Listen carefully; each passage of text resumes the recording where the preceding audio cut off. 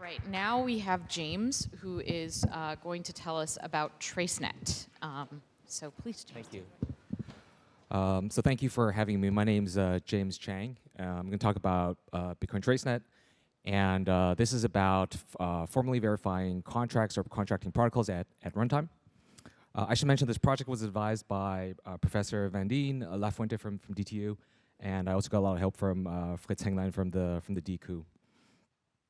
Okay, so I'm going to split the presentation into two parts. The first part is about establishing a notion of Bitcoin contract safety. We're going to look at contract states. We're going to look at whether how we can define a definition of safety that applies across contracting protocols. And the second part, we can look at TraceNet, which is the formalism which allows us to lift up the contracting logic from a set of Bitcoin transactions to be able to verify the entire contract behavior space.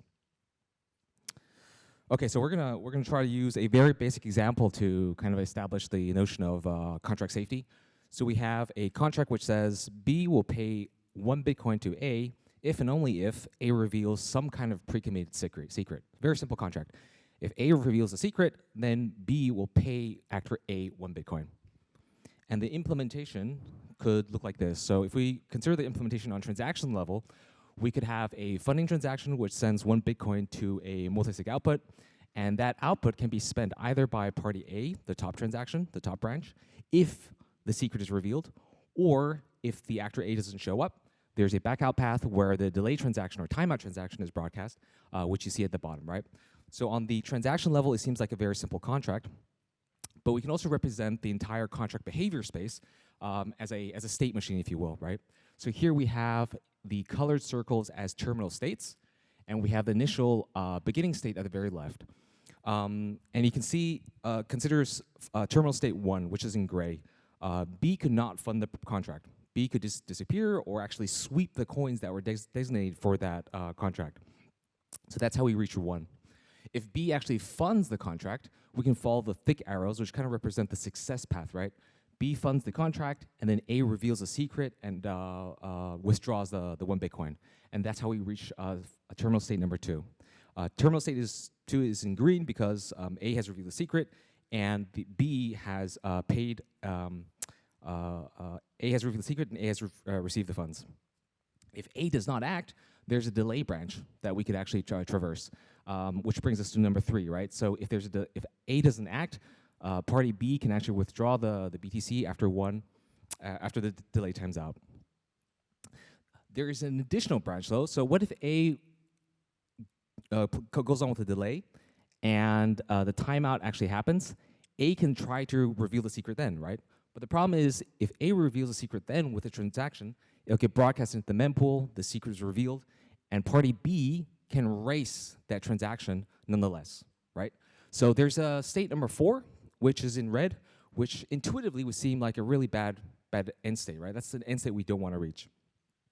If A actually wins that race, then things would seem to be fine because the secret is revealed, and A receives the 1 Bitcoin.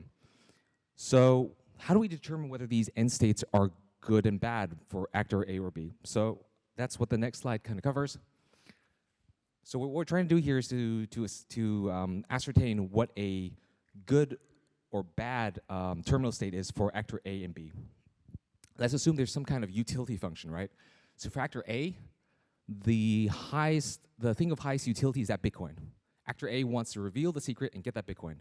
And so there's a certain ordering of preference or utility. The 1 Bitcoin is more valuable than keeping the secret, and keeping the secret obviously has more value than 0. For actor B, the secret is actually more important than the 1 Bitcoin. That's why actor B is willing to do that trade.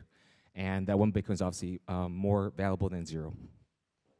So based on that ordering, we can actually consider which terminal states have positive value and which terminal states have non-positive value, right? So for actor A, the green states are good because actor A has obtained the 1 Bitcoin. The gray states, where B basically just withdraws the funds back to itself, have obviously no utility, but it's neutral. And scenario 4, where the secret is revealed and the Bitcoin withdrawn, that's bad. That has negative utility for actor A. For actor B, obviously, all the end states are, in a sense, safe. They're at the very least neutral or positive in utility.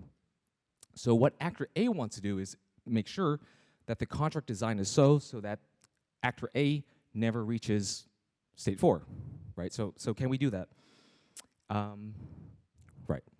So what we want to do next is find a way to propagate back up the state tree and determine which intermediary states are safe. An intermediary state is safe if it leads to a safe terminal state.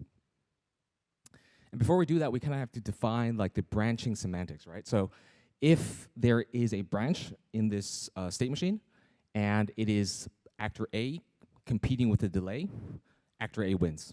There are only two actions possible at the state, right? And actor A has, given that the delay is long enough, actor A can execute the withdrawal. And so that's a execution branch that A can always take. If there's a race between A and B, we must assume that the adversary wins, right? There's a all-powerful adversary, and we're both racing to spend the same output, or we're racing to confirm the next transaction in the contract. The adversary will always win. If my transaction contains a secret, I must assume that the secret is broadcast in the mempool. It's out there, and I must assume that the adversary can still confirm faster than I do, right? So these are the branching semantics that we use to determine what intermediary states are actually safe. So we can kind of backwards induce whether the state space is safe from the very end terminal states. Consider state number 4, and this is from the perspective of actor A. We know that actor A does not want terminal 4, state 4. That's an unsafe state. So what about the parent node of 4? Is that safe or not safe? Well, given that this race is between A and B, and A will always lose, we can induce that that state is actually not safe. And so we kind of just percolate up the state machine. And 2 is a safe state, so we know that the parent state of 2 is safe. That safe is safe because it's A racing against delay. And since it's against the delay and the delay is long enough, actor A can win that. And so given that actor A can ensure that state 4 is never reached as long as A can act in time, this is a safe contract design for actor A, right? But actor A needs to do things. Actor A needs to be online, react in time, push the right buttons in the right sequences to be able to reach, to be able to settle the contract in a safe manner. So there's one more thing that we need to look at, namely a notion of liveness. So the contract needs to be able to move forward at every state, even if the counterparty is not online, right? So we might be able to execute 2, 3 transitions, and then the actor disappears. So in order to ensure that an actor can complete the contract at every state, even if the counterparty disappears, we have to ensure that there's a certain liveness guarantee in the design. So here's the same state space, but redrawn in a different way that makes it a little more intuitive to observe. So for actor A, one way to terminate the contract is to do nothing, right? So over time, actor A says, I'm not going to participate, and B doesn't fund it, and so we reach this end state where the contract never takes place. If B actually funds it, A can reveal a secret and withdraw the 1 BTC and terminate the contract, right? So there's a certain liveliness property that's given for actor A. So that's okay. For actor B, it's the same. Actor B actually has 2 ways to terminate the contract. Actor B can sweep, which leads to state 1, or fund the contract, wait it out, and then withdraw the 1 BTC. At every intermediary state, there's a possibility that A actually does something. If A actually does something, it must lead to a child state, which again has a certain liveness property, can be settled or completed by actor A. So we can actually generalize these properties in LTL or CTL properties. Consider sigma as a execution trace, so a sequence of contract transitions. Let's denote Z, the different contract states. We have an initial state and we have a final state. And my contract design needs to have a sequence of internally fireable transitions. So these are transitions which the internal actor, the verifying actor, can execute by itself. It can be delay, it can be an on-chain transaction. Furthermore, in the second part, you'll see that there may be trailing states or trailing transitions which are fireable by the external actor. That's fine, as long as these are safe states ascertained by the internal actor. And finally, as we saw before in the branching logic, branches are fine if there's a race in a state where the internal actor is racing against the external actor. That's fine, as long as the external transition leads to a state which again is safe, which means it has a certain liveness property. I can complete it from there with or without the external actor. So we can also add additional safety policy dimensions. So currently, we just looked at is there a way to completion? Are the end states safe? But we can also add additional policies where we say there's a maximum on-chain transition length, there's a maximum delay in the execution of the contract. These are things that we can overlay onto the current definition of contract safety. Also interesting, the actual actor strategy is hereby also computed or determined.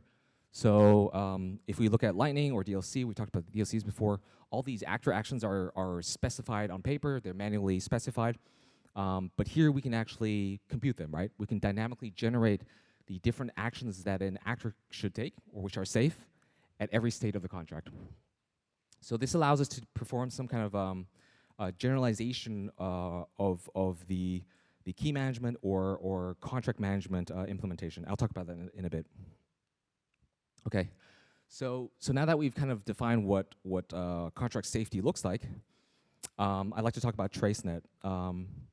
And the idea of TraceNet is that we can perform this verification that we just did before.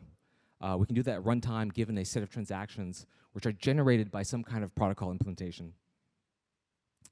So here's an overview of existing work or previous tools that can be used. So let's consider two levels. We have a computational level, which are the Bitcoin transactions. Let's consider that the byte level. And then we have like some kind of symbolic level, some kind of a process, some kind of language that describes the contracts themselves or the contract specification. So I've got a couple examples here. Consider BitML. BitML is a pretty cool contract specification language, which is based on process algebra, an extended form of process algebra, which compiles down to Bitcoin transactions. And because it's process algebraic, it describes in the language itself the different contract execution paths, allowing us to do the verification at the language level.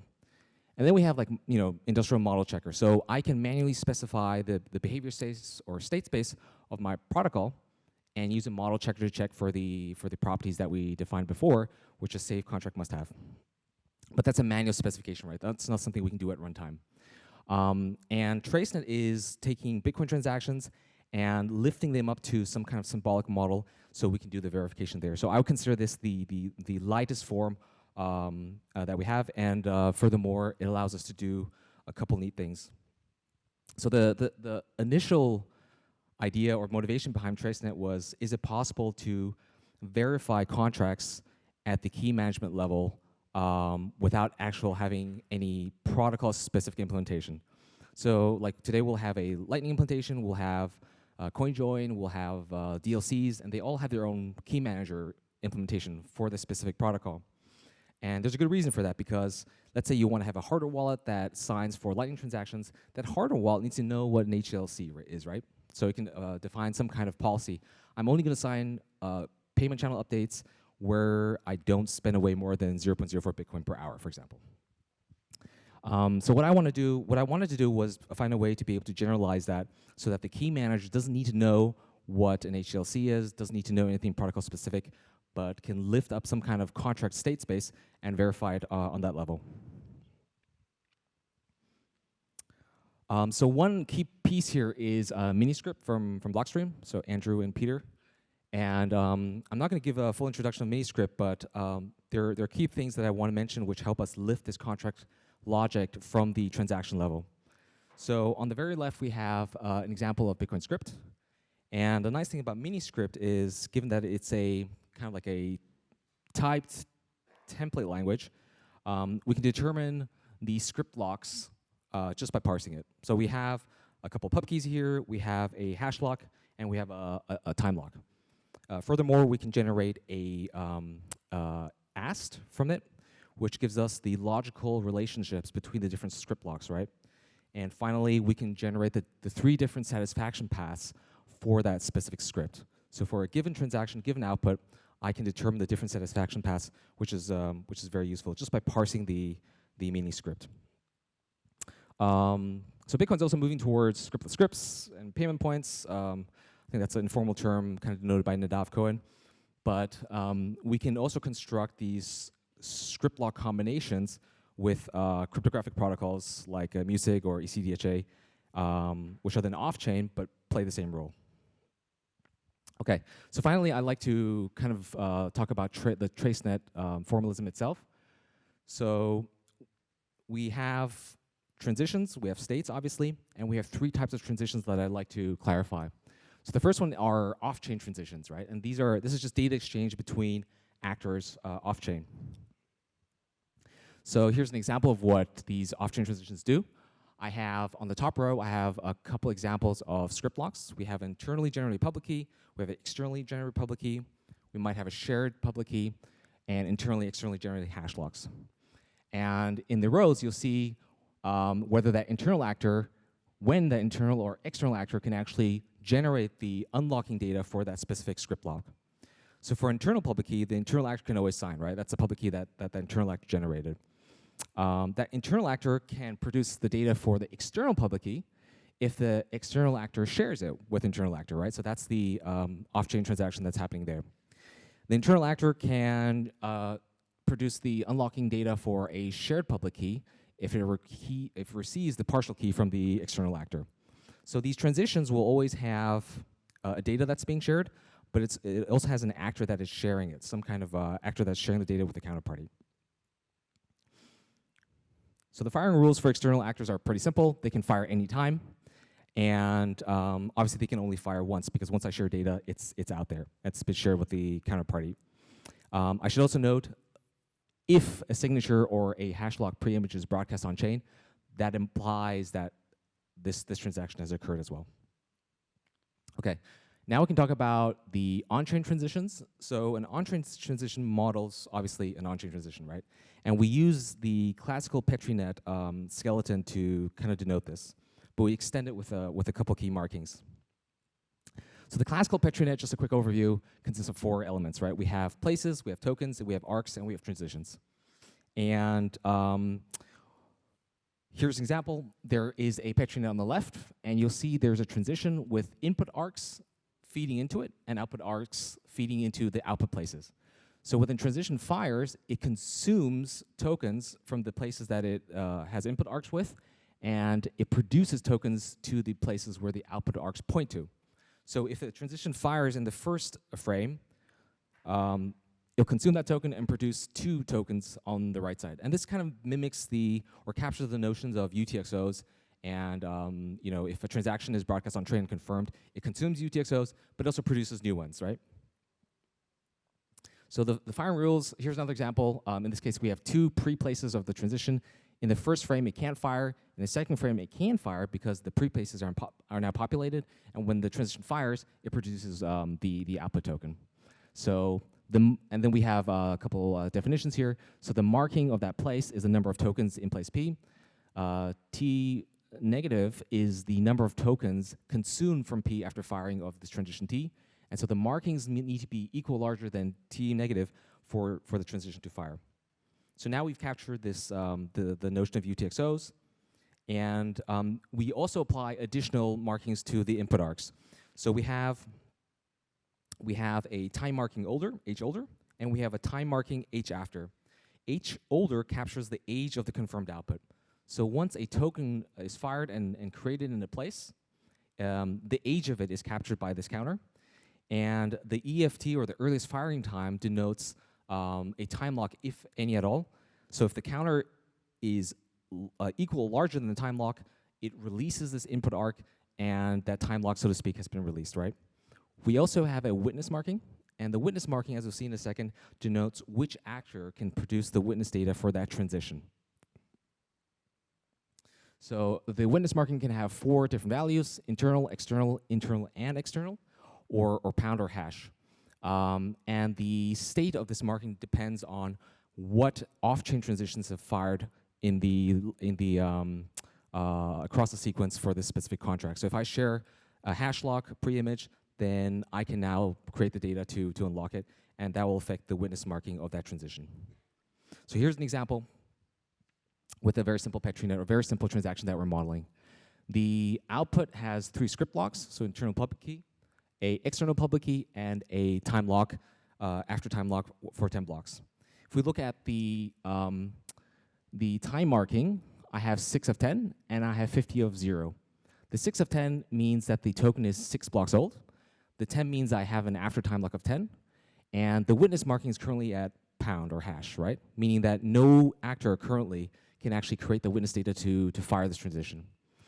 If I now share the data, if the internal actor shares its signature with the counterparty, that witness marking now goes to X, because now the external party can sign or has all the signatures necessary to produce the witness. But the time lock hasn't released yet. It's still at 6 of 10. So we need to fire another 4-block delay for that time marking to increase to 10. Now we're at 10 of 10 in state Z2. And so the time locks have released. There's a witness marking that's not 0, not hash. And so that means the external actor can now fire that transition, and that's what happens, and that's how we reach state 0-3. So that's just one transaction. Now we can extend that to multiple transactions. So I'm going to show you an example of an atomic swap. We're going to do this across, let's say, BTC and LTC. There are obviously some synchronicity assumptions there, but let's assume the two chains are synchronous and time increments in the same order on both sides. So we have two funding transactions. We have one on the BTC side. The internal actor is funding one BTC, and the internal actor wants to withdraw one LTC on the other side of the chain, right?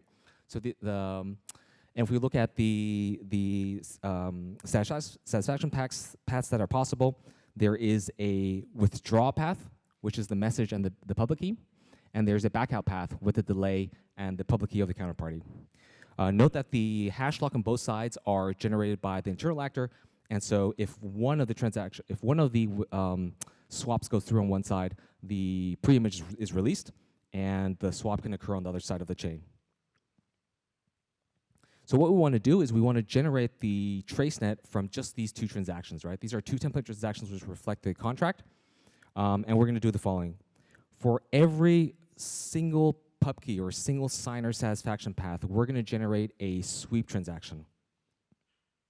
Okay, so the symbolic sweep transaction sends the funds to the signer of that transaction, and the reason we do that is quite simple. If the signer is the only actor who can determine the destination of transaction, right? It's only the signature that commits the entire transaction. So now we have a sweep transaction, we have the swap transaction, and we also have the abort transaction, which is released after timeout. So I'd like to show you an example of a contract execution. So in this case, in the first run, we've funded the contract on both sides, and I've highlighted in red the state of the witness marking for the swap transactions. The internal actor can swap on the LTC side, right? Because the internal actor has the preimage. Once the internal actor does that, you'll notice that the witness marking on the left side has changed because the preimage has been shared, and now the external actor can sign and swap on the BTC side. So that's like the success contract execution path. So here's another one. In this case, actor A has decided to sweep the funding output. Actor A has decided, nope, I'm not going to participate. I'm going to sweep my transaction. What the external actor can do is do the same, sweep, and then the contract terminates right there. Here's the third and final one. We have the internal actor who has funded the contract, and now the external actor decides to sweep. So what the internal actor can do right now is nothing, because the abort transaction is still being time locked. So the internal actor needs to wait 15 blocks, and you can see the time counter is now released. So the time marking is higher than the earliest firing time, and the actor can then abort and withdraw the funds. So we've actually defined all the different firing rules that we need to be able to generate the entire behavior space or state space of the contract, if you will, right? In Petri nets, it's generally called a reachability graph. And given this graph and the outcomes, we can now determine whether this is a state contract, whether it has the contract safeness properties that we defined before, and we can actually dynamically generate the strategies at every state, all the safe actor strategies at every state. So just to revisit, these are the contract safety properties that we are checking for. We generate a state space by lifting up a symbolic model from the transactions, and then we perform a backwards induction to determine what the safe states are and how we reach them. Okay, just to conclude, so the original motivation for TraceNet was key manager consolidation, a stateful key manager that is protocol agnostic, but can check for certain contract safety properties, and also compute the different actor strategies at every state at runtime. So there's some couple pretty cool ideas that I want to add to TraceNet in the future. And so the first one came from the DLC guys from SureBits and Crypto Garage, who are working with Oracle. So they were asking, like, is it possible to introduce the notion of a trusted actor? And that's actually quite simple, because all we need to do then is to say, here's an actor, an external actor, but we trust that it will limit its actions to certain ones. So for example, the Oracle will only sign once. That's something that you can trust the Oracle to do, or you can assume that the Oracle will sign at least once. So in addition, I'd like to understand, like, how do we compose different scriptless script protocols? And the long-term goal of this project is to find a good way to compile a higher contract specification language down to Bitcoin transactions, where we can specify certain compiler optimizations. One example is you may want to compile the transactions which make which increase privacy. So the input-output linkability via subset analysis can be optimized for at the cost of on-chain transaction fees or contract execution costs. And this is possible with TraceNet because we can compute different traces which are equivalent, right? We call them bisimilar. So that is TraceNet. Thank you for listening, and I'd be happy to answer any questions if there are any. Thank you.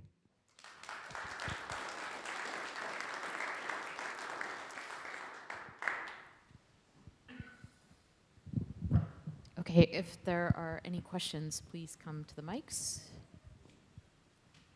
Bob, go ahead. Have you considered the possibility of an abort in the setup? I mean, so you're creating a set of states, right? And the assumption is all of those states got created. What happens if there's an abort during setup? So when the abort is generated with the, I always generate a abort. When I generate a TraceNet, there is always an abort. And the funding outputs are, let's say, the funding outputs are single pub key outputs. No, I mean an abort in that there's a set of transactions that have to be pre-signed by both parties, right? I'm going to fail during that process and only sign half of them. Yep. So that's the abort that I mean. That actually also implies, the interesting part is when I can actually determine the right order of signing, right? So every signature that I provide to my counterparty denotes a state in my contract. That actor has a signature and can actually perform a certain trace, right? So that's also a consequence of TraceNet. Okay, I'm going to pass it along to Asim for some Okay. closing comments. Thank you very much, guys. And then we will. Thank you. Let's thank James. Thank you very much.